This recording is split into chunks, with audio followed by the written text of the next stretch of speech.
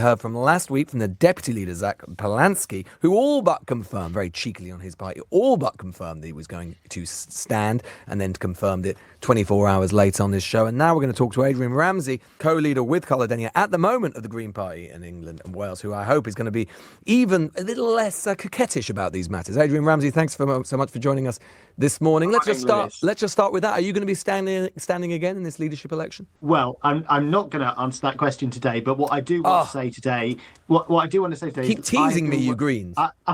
I've been working closely with Carla Denyer over the last 4 years as co-leader of the party, and so what I want to do today is to share my deep thanks and appreciation to Carla for all that she's brought to the party's leadership over the last 4 years as a highly valued colleague. Her commitment, her integrity, her incisiveness, her friendship. We have led the party together. You're laying it on a bit thick there, aren't you, Adrian Ramsay? Come on. Give us a bit more of a clue about what you're going to do. Are you minded to stand? Would you like to be leader again? Well, let me finish my answer, because that might give you a clue, Lewis. Go on, okay. I really want to thank Carla, because we have worked together very successfully. I look forward to working with her more as MPs in the future.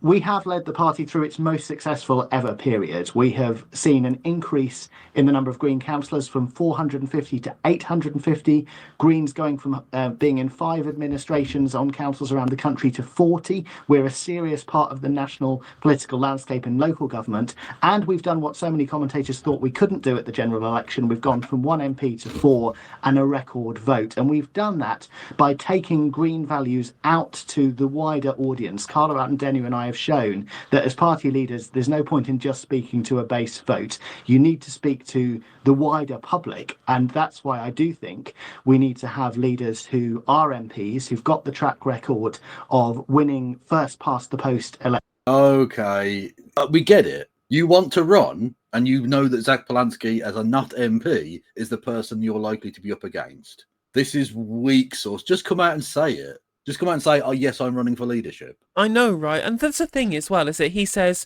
oh, well, we have a track for being successful in first past the post elections. But we are targeting a wide base to bring Green values to the wider public rather than trying to target specific groups. I'm like, well, these two dynamics are completely opposed to each other. The whole point of things like Target to Win and going for specific seats is you are targeting a demographic. You are looking for an individual seat that you win based upon the demographics that it represents, rather than a wide but shallow base, right? That's the difference between a big party under first past the post and a small party. Big parties want a shallow and wide base, whereas a smaller party wants a deep but narrow base, because you want to target the specific seats that you think you have the demographics to win, and then heavily focusing on their issues. Saying you want a wide cadre of people, a wide cohort of people that supports you, is the opposite of what we actually did in the election. In the election, we have these Bristol and Brighton highly progressive metropolitan urban voters who are going to hyper target, and then we had these localised conservationists in Herefordshire and Waveney Valley will be hyper targeted, and it was those specific demographics. We weren't taking Green values to wider electorate at all. Quite the opposite. Isn't it? She's chatting shit. Elections, because if you can't do that, if you can't take your message as a party to the wider public, win first past the post elections, you're nowhere in the British political debate. And the heart of British politics is in Westminster, so it would be very odd, having just got 4 MPs elected, to go back to a system of having a party leader outside Westminster. So clearly the 4 MPs have been talking about what we think are the right combination of candidates. There will be an announcement very soon. But all I can say today is... He sounds like a fucking politician. I mean, he nothing... just sounds like a Westminster wanker. What the fuck?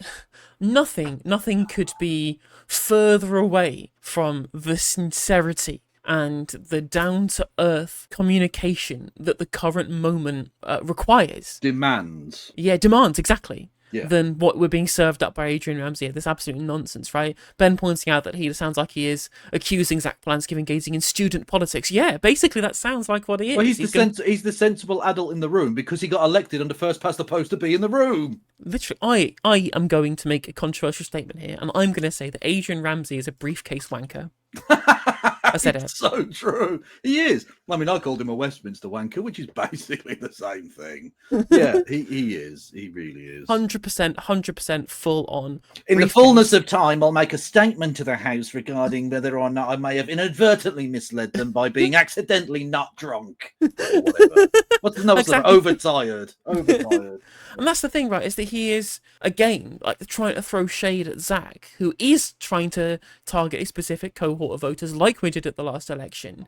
But instead of targeting a coalition of urban progressives and rural conservationists, Zach Polanski wants to change the target demographics to being, I mean, in my mind, I don't think he's necessarily said that's what he's going to do, but his message will curry lots more favour with urban progressives still, then also the Labour heartland voters in like Liverpool and places like that, and also ethnic minority communities in urban centres as well. And Adrian Ramsay, right? Adrian Ramsay doesn't like this, because that might lose him his seat. Yep. If we start winning in Wandsworth and in Lewisham and in other Bristol seats, potentially in places in Liverpool and in Sheffield, for example. Because that's where the people of the country live. Well, exactly. And also the people who are most amenable to our actual policies rather than just, kind of our vibes, right? The bigger we are, the more scrutiny is going to be on the policies rather than just vibes-based. No, what we need is to just target the fucking 50 people in rural Herefordshire, wherever the fuck this prick seat is, that care about pylons, as if that's the biggest issue in the world. Exactly. This is totally incompatible with the kind of message that the Green Party needs to put out if it wants to be successful in the electorate we are most amenable to being successful in. So Adrian Ramsay is personally undermining the future success of the Green Party by putting his personal ambitions first, like any good career politician would do. Yep. Very ambitious. Was he always like this? Or does Westminster literally just fuck up everybody that goes there? I think there's probably a bit of both, right? In that I think people kind of saw him overshadowed as he kind of was in the background at the start when Carla and Adrian were in the limelight in the run-up to the election. It was mostly Carla that was doing a lot of the talking, and Adrian Ramsay was just sticking on manifesto message. But now he's an MP, like his remit is expanded, so he's talking about broader goals and what he wants for his constituents. His constituents elected him to oppose pylons, so it's not surprising that he's now saying these things. Right? I'm not like that is his role as an MP to represent these people. But this is not in the interest of the Green Party, so we should try and sideline him. It's not difficult. I'm just saying, there are a limited number of pylons that we need, and I've always thought Ray Fiennes obviously is number one priority for all of the pylons. But any additional pylons we now have left, I wouldn't mind them being put up outside his constituency offices, to be honest. About the next phase for the party, because Carla Denny and I came in with a very clear set of goals for the party over the last 4 years. We have achieved all of those goals, and that now gives us a platform for the next phase where I'm really ambitious about a big step up in the Green Party's impact in British politics at a crucial time. So therefore, given you're saying you think it's important that the Green Party leader is an MP, you think that really Zach Polanski, current deputy, who is, as I say, running for leader, and it's such nonsense because Carla's already ruled herself out, so that's only 3 people left who it could be. So just come out and say it. And Sean Berry's already been and gone as leader. She was leader with Jonathan Bartley before Carla Denny was. Yeah. And did we do very successfully? Not really. No. I like Sean, but we saw from a question in the House of Commons the other day going, well, will the government please think about Clement Attlee when they try and think about the welfare state for everybody? I'm like, no, tell them they're killing disabled people because that's what they're doing. Stop playing fucking nice. She's a lovely person and a great constituency MP. She's not a leader. Not just that, but the thing that is annoying me about the Green Party, and this is something they're going to have to get past, is they need to stop being just nice people. I need some bastards. I'm sorry. You need to give me some bastards. Because nice doesn't get you anywhere ultimately. Would that it were. What a fucking fantastic world it would be. What a happy world I would buy into with the case. But it isn't. You need some absolute fucking wankers to just look, who is the most effective political operator probably within our lifetime? Peter Mandelson. Yeah, true. I mean, a genuinely evil fucking mutant freak. Like, But yeah, yet like, has controlled British politics from behind the scenes and occasionally in front of the scenes for 30 fucking years. and if you want to go kind of recent as well, like Cummings and McSweeney, Yeah, like Machiavellian bastards. Or fucking, or I can't remember his fucking name now. That's very annoying. The Blair's press guy, Alistair Campbell. Alistair Campbell. Yeah, just monsters. You do need to be a bit tougher. Like you say in the comments, you need to come out and say, why are you okay with murdering disabled people? You've just gone through a winter of freezing old people. Is your bloodlust not sated? Literally. That's what you have to. You have to like shame them. You have to expose them to the world. There are cameras in there now. There's recordings in there now, which there wasn't even fucking 40 years ago, 50 years ago. You can shame these people now. And Keir Starmer can stand there and fucking go on about student politics, but he just looks worse and worse, which is only to our benefit, surely. Yeah, treat them like the pariahs that they are. Yeah, absolutely. Look at him in the polls. He's got the support for the Labour Party is more than halved in his time since just before the election was called. People fucking hate him. His personal approval rating is like -40. I think that ought to rule him out that he's not an MP. Our rules allow any party member to stand. But you don't think it would be a very good idea? I wouldn't change that. Of course, there's going to be a debate, and that's a very legitimate situation to have. We're unusual in the parties, in political parties, in having regular leadership elections, and it's right that party members get to have their say and that there's a debate on which they can make that decision. But what I would argue is that it wouldn't just look really odd to have an MP, have a leader who was not an MP. It would be very difficult to operate in practice. You know, if you had a party leader, for example, who was the political parties in the regions have people who lead the party who aren't in Westminster at all.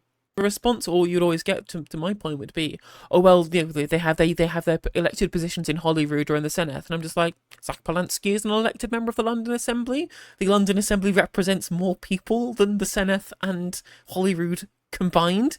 So in fact, he's probably just as relevant in terms of his own elected position as those people are. Was saying one thing on, for example, on NATO, and the MPs were saying something different, then who's actually determining the party's position? The reality is that the MPs argue for the party's position on the issues of the day in Parliament. That's how every other party works. That's why every other party has its leader inside Parliament. And we've worked so hard to get the platform and credibility of having our leaders inside Parliament that I'm confident that our party members will want to continue with that. Sounds like you quite good at fighting talk, really, for someone who might not be running. Sounds like you definitely think that someone from inside the parliamentary party will run, and given that 25% of them have said no, sounds like you might still be interested in the job, Adrian Ramsay. Well, there are various combinations you could imagine from the other three of us. There's only four of you. Adrian Ramsay is literally doing the political thing now. He's just doing well, you can imagine any number of... Yeah, but I'm asking you, are you running? Don't give me this, you could have lots of combinations. So what? Are you running, even if he just said, I am considering it. Yeah. I haven't made a decision myself yet, but I am definitely considering it. Because obviously we all know from the loaded rhetoric that this is exactly what the case is, right? Yeah. He's at the very least considering it. Just say it. Just say you're at least considering it, and then you'll make your mind up later on. Perfectly reasonable answer to give. Because there's a lot that goes into it. Both professionally, you have to know that you have a chance of winning, or a chance of at least affecting the thing in a way that you would want, even if you don't think you can win. And of course, on a personal level, are your family okay with that? Because obviously being the leader of a party in Parliament and all the rest of it, that's a lot of shit to take on. Mm-hmm. So you've got a lot of things to consider and a lot of people to talk to. So it's fine that you don't necessarily know right now, but it's obvious you're thinking about it. So stop dancing around it and talking to me like I'm a 7-year-old, because that's what I'm sick about from the Tories and Labour and even Reform for the most part, is them bullshitting. It is super funny, isn't it? Speaking of Reform, it is so funny. Since they won all those council seats and people are treating them like a real party that could potentially form a government, suddenly all the straight talking has gone away. It's all disappeared, hasn't it? They've started doing the dancing on the head of a pin nonsense that they all fucking do. Yeah. Yes, but there's options of whether someone stands on their own or whether they stand on a joint ticket. So there are a few combinations you can imagine, and you will hear more very soon about where our discussions have got to. Polanski's whole pitch is to basically say that the Green Party, under your leadership, has actually been, although you're right, in numerical terms it's been growing, you got 4 MPs and so on, but he still says that compared to where the gap is in British politics on the radical left, you're rather underpowered. and underperforming by comparison to where you would be. What? I think he's actually correct. The I think you saw that in the local elections. They did well, but not brilliantly. Now, that's fine. Consolidating and growing slowly and all of that is fine in its own way. But given how despised the Labour Party are, how absolutely despised and distrusted they are, there are a lot of potential votes that you can get there. And they really aren't moving in prodigious numbers. And there's no time. There's no time. There's no time to play slow. There's no time to try and play the long game on this one. We are staring down the barrels of so many different crises, both economic, geopolitical, and democratic, right? That we don't have time to start playing nicey and slowly, right? We actually have to start aggressively trying to be big as we possibly can. And it's also worth pointing out as well, like when it comes to local elections, sure, there were a bunch of councils that were in kind of Tory areas, one time a small increase, right? If we are serious at taking on the Labour Party, we cannot be being behind them in places like the West of England mayoralty, right? And not just in terms of the broader mayoralty, which has some less green areas. In Bristol itself, our most kind of favourable seat in the country, we still had 2,000 fewer votes than Labour. That's unacceptable. Yeah, absolutely. Yeah, but it'd be fine. We should elect Adrian Ramsay, and he can do sensible, nice boy politics with everybody in the Palantir-run death camps that Prime Minister Farage is going to institute. Luckily, those Palantir-run death camps will be nowhere near any pylons. Thankfully. Oh, can you imagine? That'd be terrible. What's your response to that? First of all, I would say that the Green Party went through several general elections after 2010, promising to deliver more MPs and not doing so. The first election where we've done so was where Carla Denny and I came in with a clear strategy to actually achieve that growth in our number of MPs and votes. So you shouldn't just look at what politicians offer, but on what they actually deliver and have the track record of delivering. But my ambition for the party is substantial. We are at a time when we've got a 5-party system in English politics, 6 parties in Welsh politics. John Curtis and others are highlighting that the future of British politics is wide open. People are looking around for alternatives because they're so sick and tired of what the tired old parties offer, what they've failed to deliver for people who've been left behind, our public services at breaking point, deepening inequality, the climate crisis going unchecked. And so there is a huge opportunity for the Green Party and the building on that platform of having 4 Green MPs in Parliament to show we're the standing up and saying, if we want to protect the most ill and disabled people in society from Labour's cuts to benefits, if we want to have proper funding for our schools and hospitals who are being squeezed under this Labour government, if we want to have a livable future for our children and grandchildren, Greens are offering that. We will only be able to we can only do that if we have leaders who've got the track record of not just appealing to their base. Jesus Christ. He's even doing the Starmer repeat the same fucking sentences over and over again. Oh my God, it is so, it's uncanny. He's being coached. I don't give a fuck. And that's not necessarily the end of the world, because being PR savvy is fine. That makes sense. It's necessary to be PR savvy. You're going to be interviewed by fucking Daily Mail and stuff. You need to be able to cover your bases. But he's just doing the same thing. Look, if this was Keir Starmer talking, I don't know that he'd be saying anything different. Does that make sense? Yeah. The style would not be any different. You've seen with Kemi Badenoch and the Conservatives, if you have a leader that just appeals to the base vote, that doesn't win you any elections or any seats, and we need leaders who've got that track record. Well, precisely on the point about saving the future of the planet, Polanski told me last week that your party is losing the argument on net zero. Do you agree with that? Well, I think if you look at what's happening around the world, there are deep worries and concerns about the rise in support for parties that are not only have really worrying policies on climate, but have really worrying policies on social divisions as well. So the wider green and progressive movement, of which the Green Party, of course, is a key part, have got a lot to do to argue why policies for a green and sustainable future will be better for the economy. It will mean huge opportunities for jobs in renewable energy and public transport, in producing more. He says, we can't just win by appealing to the base. I'm like, that's the world we're living in now.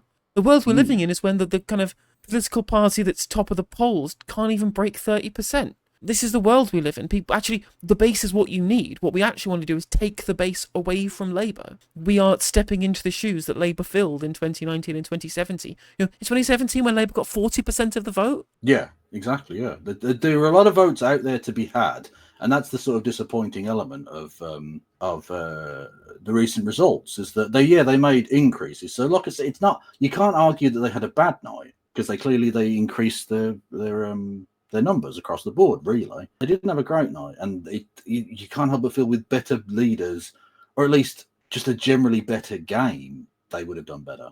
More of our food locally. Those are huge opportunities, and we won the seats we won last year by making that case. But I'm not at all complacent. We've got to step up that effort and show how the green policy is done in the right way, and it's not being done in the right way by this government, can bring people into a fairer, greener future that they'll support. He's also said that the UK should leave NATO because of Donald Trump. Do you agree with that? No, I don't, and that's not Green Party policy. The Green Party updated our policy position recently to say that we want to reform NATO. There's lots of things that need to be different about the way People keep talking about his anti-NATO position without discussing the reality of what he's proposed, which is to have European alliances instead, which is reasonable. Like the position that Trump is an unreliable ally and he's using NATO as a cudgel to beat other European countries within NATO into spending more on defence and cutting their welfare budgets to do so, right? That's all a reasonable argument, and to replace it with a European Defence Pact is also a good idea. But that's not going to be the headlines. The headlines are going to be fucking Polanski and Greens wet wipes want to sell us out to Putin. You know, that's the world, unfortunately, as it is. Yeah, they're going to say that anyway. Like, I'm sick of fucking compromising all the time. Like, at some point you have to actually stand on some principle, don't you? That's true. I just think that this is the time for being anti-NATO was probably like 10 years ago. Probably, and I get the point you're making, but it's just very fucking annoying. Like, it's not just Trump using it as a cudgel. It's always been a cudgel. It's just been again, as with Trump, is as every other American president, an absolute wanker. It's just that the other ones were able to hide it. Like, it's never not been about America running the show. It's always been America's club against Russia, and that's it. NATO operates, such as not having a policy of being willing to use first strike nuclear weapons. But at a time when we see Donald Trump throwing his weight around, at a time when we see war in Europe, the idea that you can walk away from multinational cooperation on the international stage and on peacekeeping is it's just not what Green Party members voted for when it last came to party conference, and it's not what I'll be arguing for in the coming months. And just finally, you came in a couple of weeks ago for some criticism after your comments on the UK Supreme Court's ruling on the legal definition of women and sex, and as to what a trans woman is.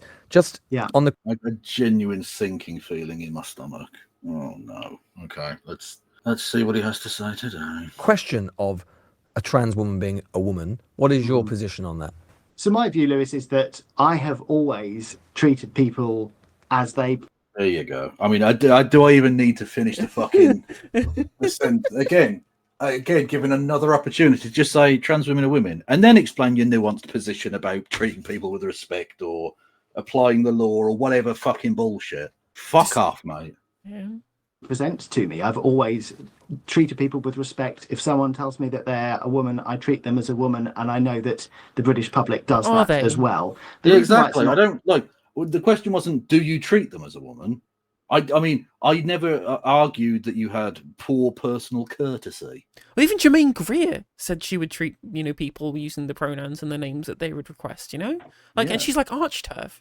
Yeah. Well, it's interesting, like Jermaine Greer looks like positively normal and well adjusted in comparison to like the Kelly J. Keens and the J.K. Rowlings and the Maya Forstatus of this world. Not a straightforward question is because there are some circumstances where you may need to provide services based on biological sex, and that's what the Supreme Court This is already ruling in the Equality Act, Adrian.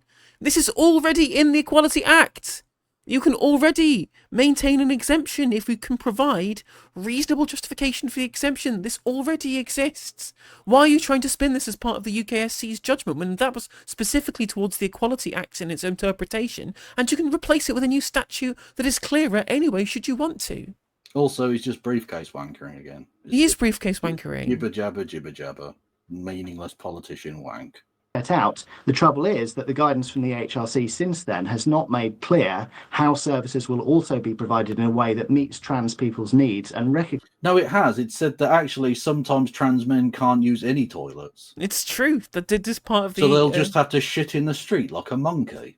Fuck it. That's what kind of, that's not a grey area. That's very much a brown area. So to be fair, that's just what Birmingham's like nowadays. To be fair, you wouldn't make any difference. It might mask the smell of rotting food. Recognises that there are huge complexities around this subject, and people who try to pretend that this is an easy topic are not doing it justice. We need to listen to the experiences of trans people. We need to listen to the experiences of everyone affected by this debate and ensure that women, trans people, everybody have access to the services they need that meet their needs and preserve their dignity. And of course, I treat everybody with respect and based on the identity that they tell me they have. Absolutely useless answer. I don't even know what else to say to that. I don't know how you wrap that up other than briefcase. Briefcase, yeah, absolute, sentient briefcase moment. Yeah. Hey there, if you enjoyed the video, make sure that you like and leave a comment. That helps the video out in the algorithm. If you subscribe and ring the bell, it'll let you know when I go live. I stream every day on YouTube and Twitch. You can also follow all of my socials down in the description. And if you want to support me in a more financial manner, there's a join button for memberships. It's just 99p to be a member on YouTube, as well as a Patreon, and there's some merch there as well. And hopefully I'll catch you on the next video. Take care.